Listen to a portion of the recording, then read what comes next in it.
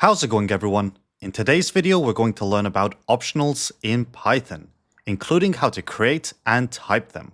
As of Python 3.15, we have two ways we can create an optional. The first way requires importing the optional type from the typing module. Then we can create an optional using that type. The second way doesn't require any imports. It only requires a pipeline. But what's the difference between these two approaches? And does it matter if you use one over the other? Well, I'll answer that in just a second. But first, I'd like to thank Zed for sponsoring this video.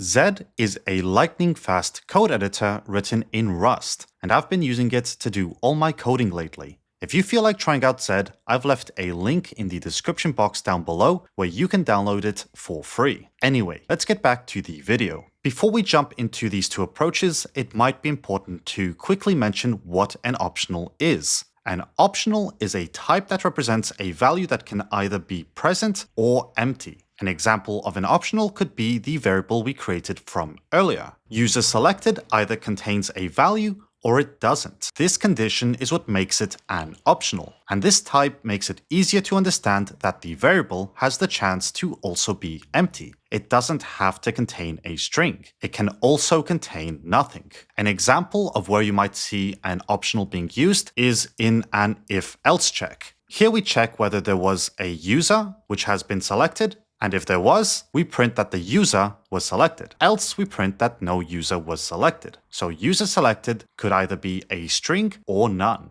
We could also use an empty string to represent the absence of a user here, but that's far more confusing and doesn't deliver the same message.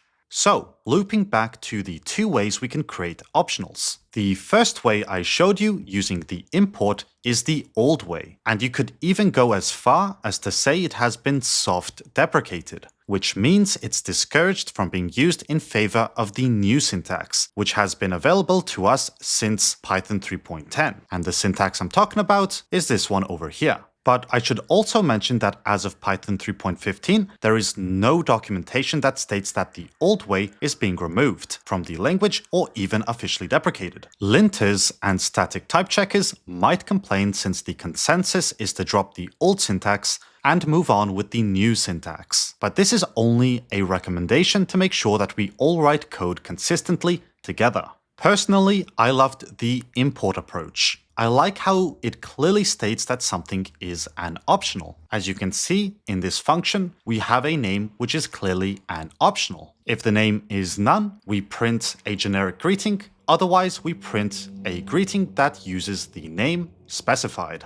And then we have the new syntax, which honestly isn't that bad. I just prefer the old way. The main benefit of the new syntax is that we do not have to use any imports to create an optional, which is pretty awesome. But still, I personally prefer having a dedicated optional type. And I know some of you might be asking, what about union types? Well, let's quickly create a few to see why those are no longer used to create optionals in modern Python. Here, we can start off by creating a union type that represents a type that can either be a string or none. In other words, we created an optional. The union approach is verbose syntax for what has been replaced by the pipeline. And again, the union type and the optional type have not been deprecated. It has only been recommended that we move on to the more convenient syntax, which doesn't require imports. Personally, I'm very happy that we can use the pipeline to create a union type these days. I have nothing against that, but for optionals, I always loved being extra explicit regarding them. So I'm still kind of bummed out that the official recommendation on the docs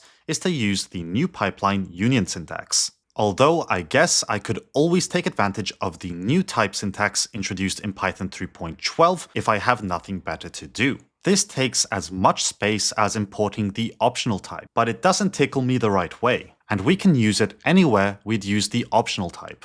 But at this point, I might as well just insert string pipeline none to create that optional. This takes too much time and I'd only use it once. Anyway, I hope you found this video interesting and would love to hear your thoughts on the matter. Are you happy with the modern syntax or did you prefer the previous approach? Do let me know in the comment section down below. But otherwise, with all that being said, as always, thanks for watching and I'll see you in the next video.